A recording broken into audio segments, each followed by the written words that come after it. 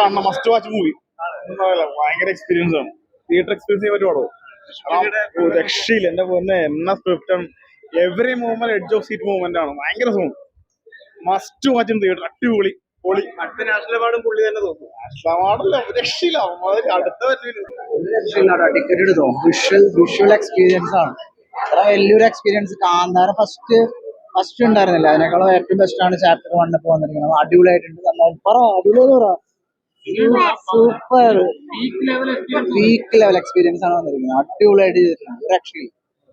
Super ആയിട്ട് ഞാനാണ് അടിപൊളിയായിട്ട് വർക്ക് ചെയ്യുന്നത്.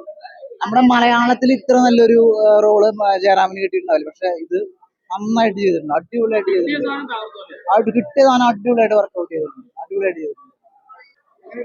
ഒന്നും പറയാനില്ല. അത്ര ബ്യൂട്ടിഫുൾ മൂവി. എന്നുവെച്ചാൽ അത്രയും സാറ്റിസ്ഫാക്ഷനോട് കൂടിയിട്ട് ഇറങ്ങണം. ഇനി ഇതിനപ്പുറം ചിന്തിക്കാനില്ല.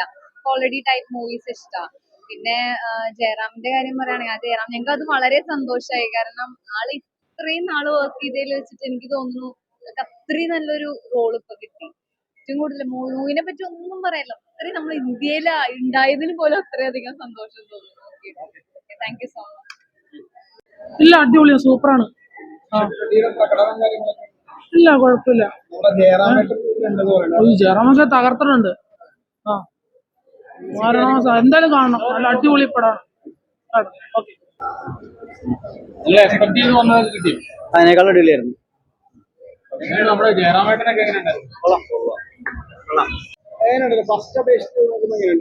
കിട്ടില്ല സിനിമ ഫസ്റ്റ് ഞാൻ കാണും. നല്ലോണം മേക്കിങ് VFX എല്ലാം നല്ലതാണ്. കിട്ടില്ല. BGM എല്ലാം കറക്റ്റാണ്. ജയറാമേട്ടൻ ഉണ്ട്.